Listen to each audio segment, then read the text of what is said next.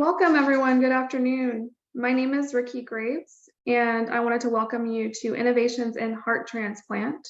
I will be moderating this session for Dr. Joey Spinner, and this is part of the 2023 Pediatric Transplant Conference hosted by Transplant Families. Dr. Spinner is a pediatric cardiologist specializing in the care of children with heart failure and cardiomyopathy, children who have undergone placement of VAD, and children who have undergone heart transplant. He's an assistant professor of pediatric cardiology at Texas Children's Hospital and is particularly interested in advancing our field to delay the need for heart transplant and improving outcomes for those who require it. Dr. Spinner's clinical interests include heart transplant, heart failure, hypertrophic cardiomyopathy, and ventricular assist device. His research interests include mechanical circulatory support, transplant immunology and infectious disease, intestinal microbiome, and iron deficiency. He's also on the Transplant Families Medical Advisory Council. My name is Riki Graves. I'll be moderating today. I am a pediatric heart transplant mom. My daughter's 9-year transplant anniversary is actually today, so I'm very happy to be here. Dr. Spinner, you can go ahead and share your slides. We'll put questions in the chat, please. We'll have a discussion at the end.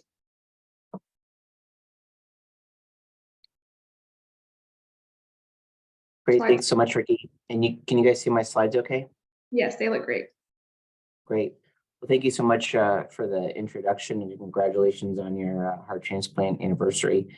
Good afternoon, everyone. My name is Joey Spinner. I'm a pediatric heart transplant cardiologist at Texas Children's Hospital in Houston, Texas, where I serve as the Associate Medical Director for Cardiac Transplantation.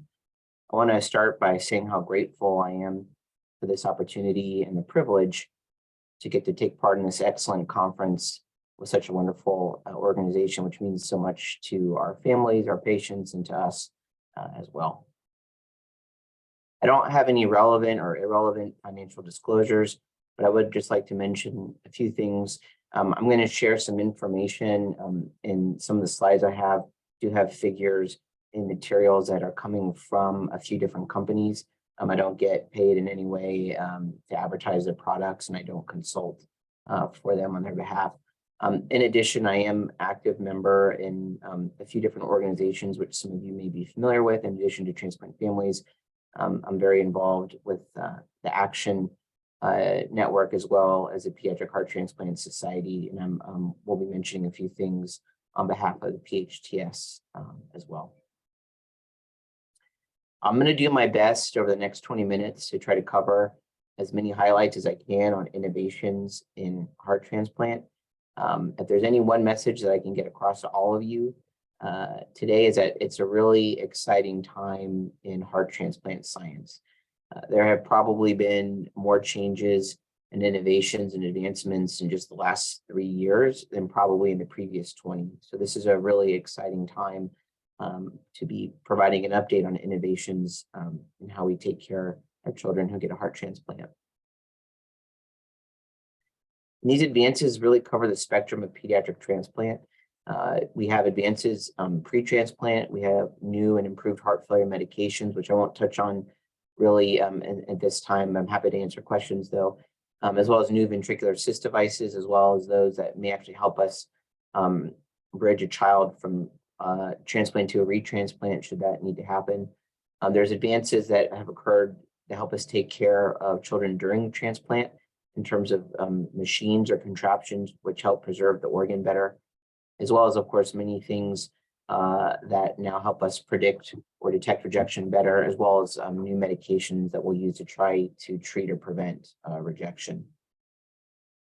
And then perhaps most importantly, honestly, is that now more than ever, heart transplant teams across the country are working together, and within our organizations such as Transplant Families or the Pediatric Heart Transplant Society, really now better than ever. And so this is how we're able to do good research together, and then we can discuss and share our ideas and then communicate and teach each other's programs in a very fast manner that frankly is better than it ever has been before. And so I think for all these reasons, this is a really exciting time for improving the care that we can provide children who undergo heart transplant.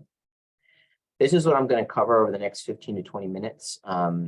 I'm going to touch a little bit on xenotransplant, something called partial heart transplant, basic science research, new technology, new testing and rejection surveillance, and give an update on ABO and compatible transplant. This is just a rough kind of outline. I'm happy to stop at any point to take questions or answer questions or talk on any other topics. As I said, we could probably speak for 3 hours on innovations in heart transplant. Many of us just got back this past week from the International Heart and Lung Society transplant meeting, where we spent literally 5 days, 10 hours a day in sessions. So there's a lot of things I'm happy to cover or discuss either now or at a later time as well. The first thing I want to cover on is something I know that is of an interest to many of you is something called xenotransplant. So what in the world is xenotransplant? Well, xenotransplant involves transplanting an organ from an animal to a human. I know it seems pretty crazy, but it's something that is now potentially possible. Probably the most notable innovation in heart transplant over the last 2 years is that a gentleman by the name of David Bennett, a 57-year-old man in Maryland, received a heart transplant from a genetically modified pig. This is one of the biggest and most groundbreaking advances in medicine, frankly, that's probably happened in years, and was all over the major news networks and social media. This was a culmination of years of research that really made science fiction a reality. And I still remember the second the news was on the internet and on Twitter and in social media, and like I said, all the major news networks covered it, and all of us were just blown away. The transplant surgery, actually the transplant of the pig heart into the human, was successful. The heart started working right away. He had his breathing tube removed shortly after. He still had a feeding tube, but his breathing tube was removed shortly thereafter. And that's a picture of him with the surgeon after the surgery. So why in the world would we even need to consider something so drastic as transplanting an organ from an animal into a human? This is what Maryland did in terms of the xenotransplant, and they proved to us that this was no longer science fiction or fantasy. This was something that could potentially really be something we could consider. The reason why this even had to be considered, as we all know at this meeting, there are more children and adults that need an organ transplant than there are donors. And so it's an example, unfortunately, of a real life supply and demand mismatch that has dire consequences for our patients. And so if you could just order, the organ from a pig whenever you need it, that would get rid of the problem of donor wait list and wait list times. Just when your child or adult needs a heart, get the animal to give it. So that's why all this research has been driven to try to come up with this.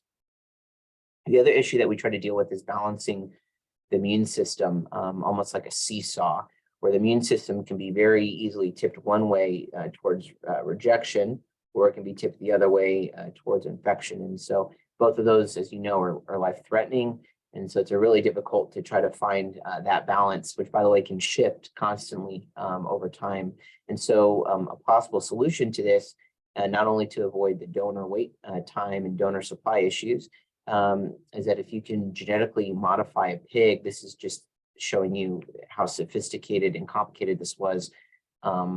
If you can genetically modify the pig to where the heart could be accepted into the human without the human immediately recognizing that this belonged to another animal species, that potentially it could be something that's available that our immune systems would be able to handle. Unfortunately, as some of you may have known or heard, this gentleman did die 2 months after he received the transplant.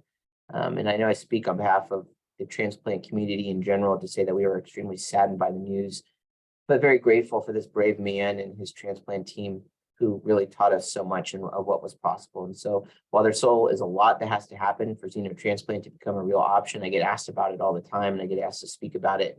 It's still a ways away, but nevertheless, this was an immensely important first step into making this dream a reality one day. And in fact, at the meeting we were just at, there were several talks on generating organs in labs or from other animals, not just heart, but kidney and other organs as well. So hopefully more to come in the future, and perhaps it can have an even better update next year on where we stand with that.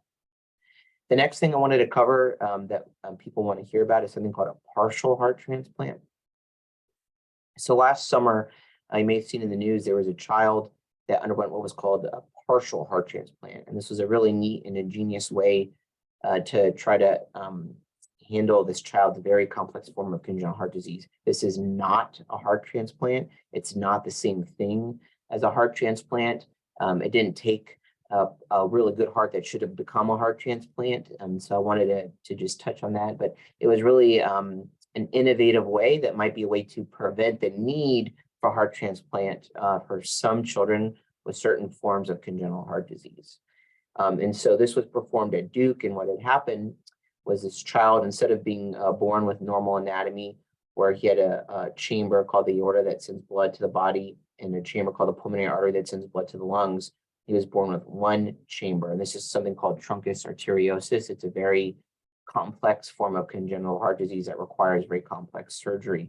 Instead of putting in two different kind of synthetic materials that will not grow with the child, what they did was they took out this very abnormal blood vessel, the truncus. And what they did was they actually took an aorta, part of an aorta, and then part of the pulmonary artery from a child who was a donor, where the heart itself, actually the heart wasn't functioning well at all. And so the heart could not be transplanted.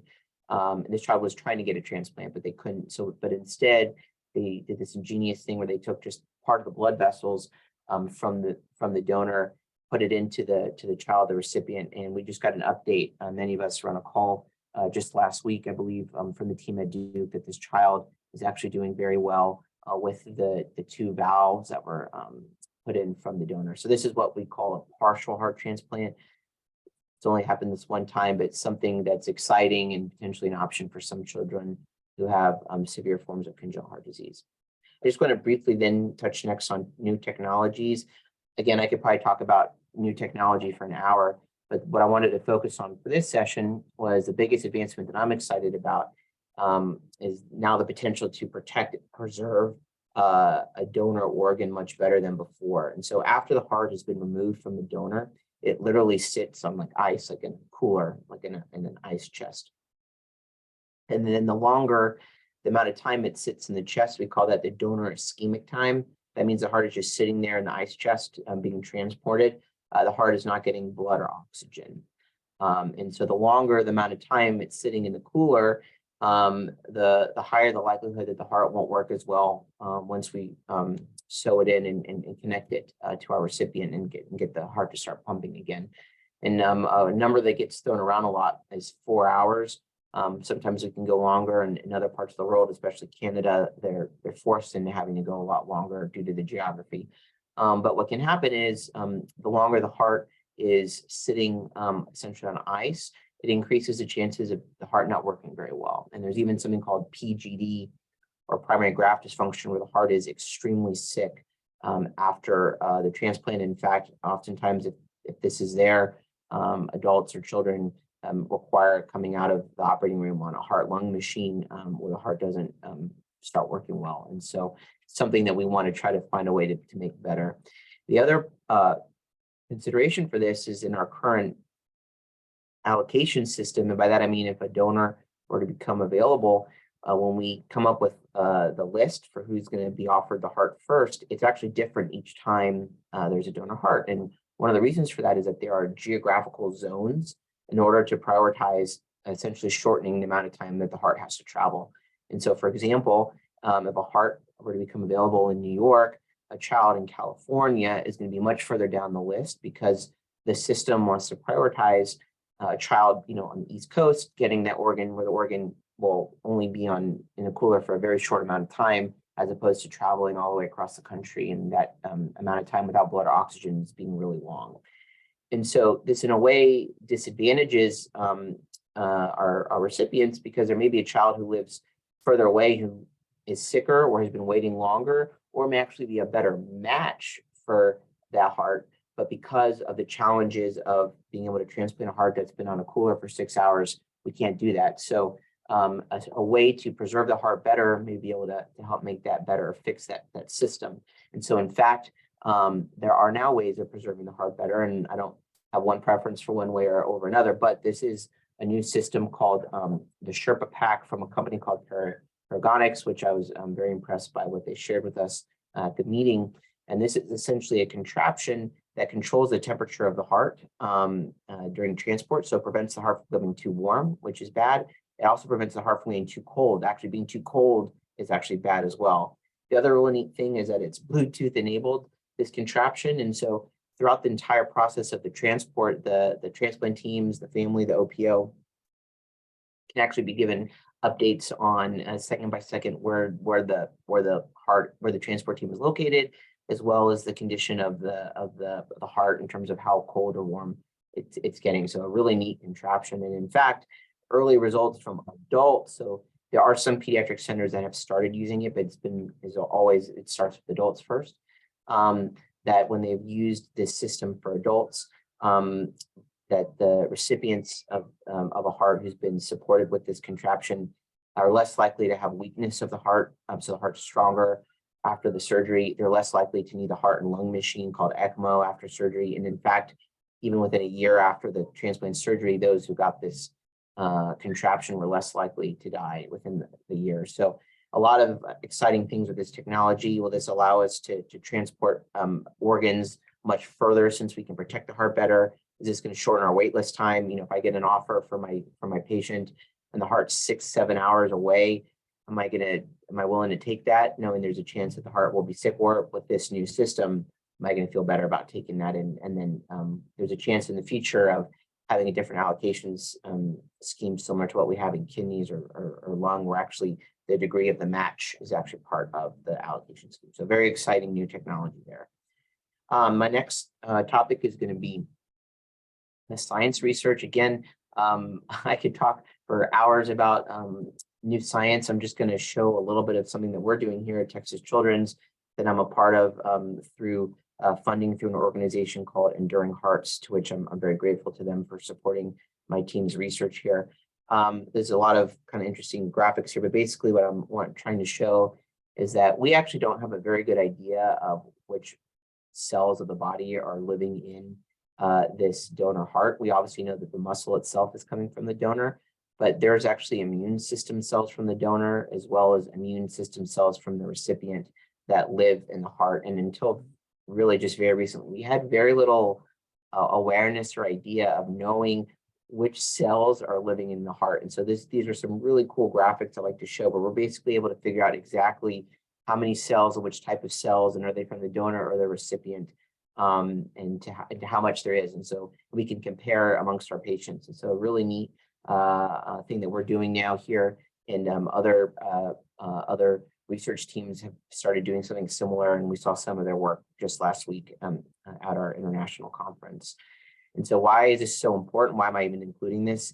Well, if we can figure out which genes are turned on, which chemicals the immune system cells are making, which type of cells are actually there, well, maybe there's a chance that we can actually figure out how to block the bad guys. Maybe we can figure out new medications and come up with earlier diagnoses of actually being able to figure out who is more likely than not to have rejection or transplant coronary disease. So we're actually comparing samples from children who have rejection versus no rejection, or transplant coronary disease versus no transplant coronary disease, to figure out which of these genes are turned on, where are they, where are the cells located, and is it something that we can then try to not just learn about, but actually go and do something about. So I'm very excited about that innovation as well. Along the same lines of that kind of technology, there are actually now technologies more mature and that have already come out now that some of you may already be seeing at your own transplant programs, that allow us to use similar technology to diagnose or predict rejection a little bit better. As we all know, biopsies suck.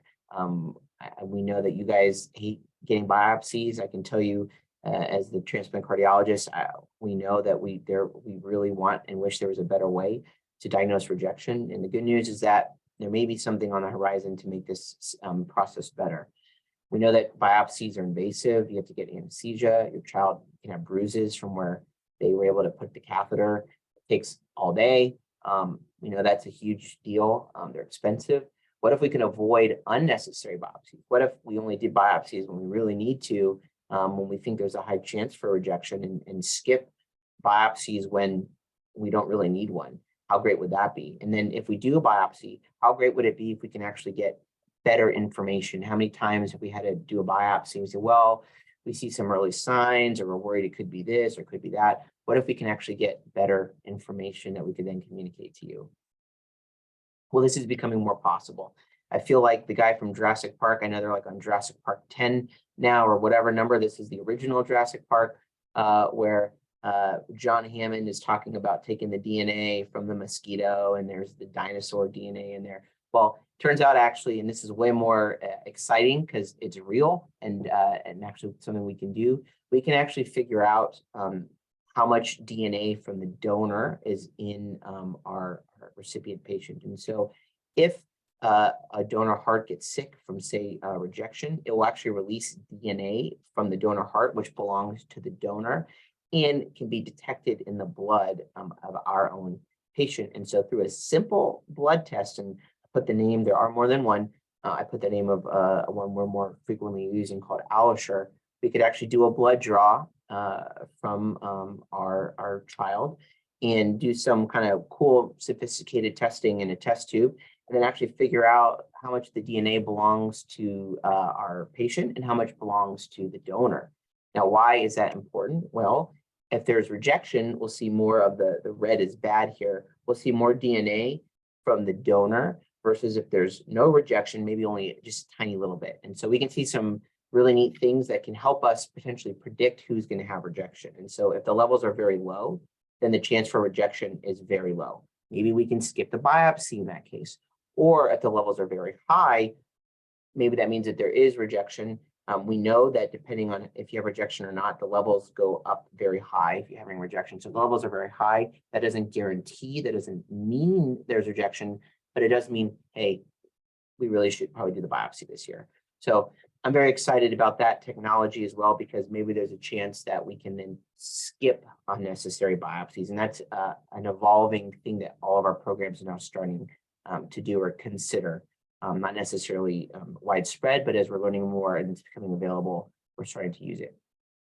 The other test I want to show is something called the MMDX test. This is similar as well to what I showed earlier, where we have certain genes that are turned on when there's rejection versus other genes that are off or on with other types of rejection or no rejection. This test can actually help us figure out what it is.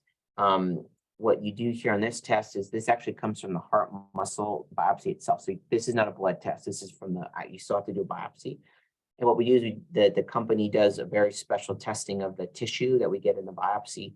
And if you look for the yellow triangle here, the yellow triangle is where the patient's biopsy is. And what it does is it tells you, is it antibody rejection, which is in the dark blue? Is it cellular rejection? That's where you get the score 0, 1, 2, or 3. That's in red. Is it normal? That's what we hope for in gray. Or is it what we call injury, maybe coronary disease or a virus?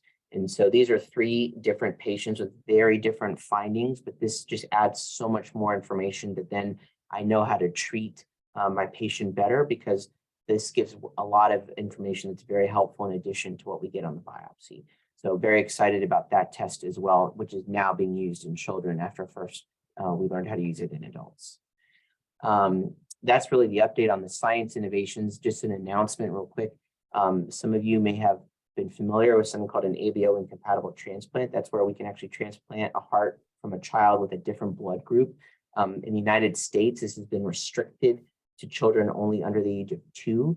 But as we've learned from our partners and friends in Canada and in Europe, possible actually that we can maybe even transplant children a little older than that and still do across a blood group. This is a very exciting emerging thing. So we can transplant children who are maybe 3 or 4 across a blood group. This could dramatically shorten the wait list time, particularly if your child has a blood type O. They can only get a blood type O donor. Maybe perhaps now they can get an A or a B. So this is something that you may be aware of, where we're starting to check the blood group levels again in some of our children who are older, who are waiting for transplant. I also wanted to take a moment to thank all of you, the families who participated in the teammate trial. This was a study, really the first ever pediatric heart transplant controlled randomized controlled trial of different immune suppression regimens. They are going to share their results, their first results hopefully in November at the end of this year at a heart transplant kind of conference, and then publish their results. And so to all of the families who have participated in this trial, thank you very much on behalf, I can tell you, from our patients in Houston and as well as across the country. All of our heart centers are very grateful to you, and we hopefully be able to learn something very useful to help take better care of our patients. And then lastly, I just want to make an announcement. The Pediatric Heart Transplant Society will be hosting its first patient and family council meeting to discuss formation of the council. I know there are some individuals here, transplant families, who have contributed to PHTS in the past, which we're very grateful for. This is now going to be a council for patients and families. The first meeting kicks off on May 15th. So if you're interested in this, this is the email address and the website. We can make sure that you get this information should you be interested in participating. And with that, I'll take any questions. I'm again grateful for this opportunity to speak with you.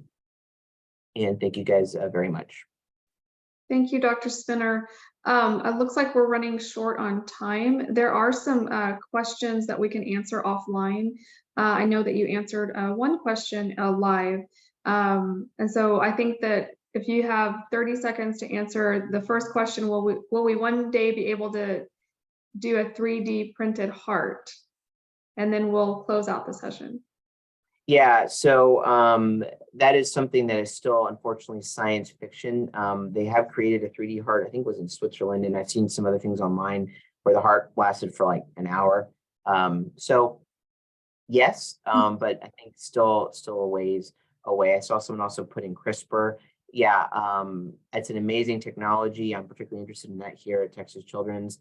Some of these things are still years away, but the right people are thinking about it. And so hopefully that's something on a yearly basis. We can come back and give you updates on that, but it's still very far away from CRISPR or 3D printed hearts being able to be utilized.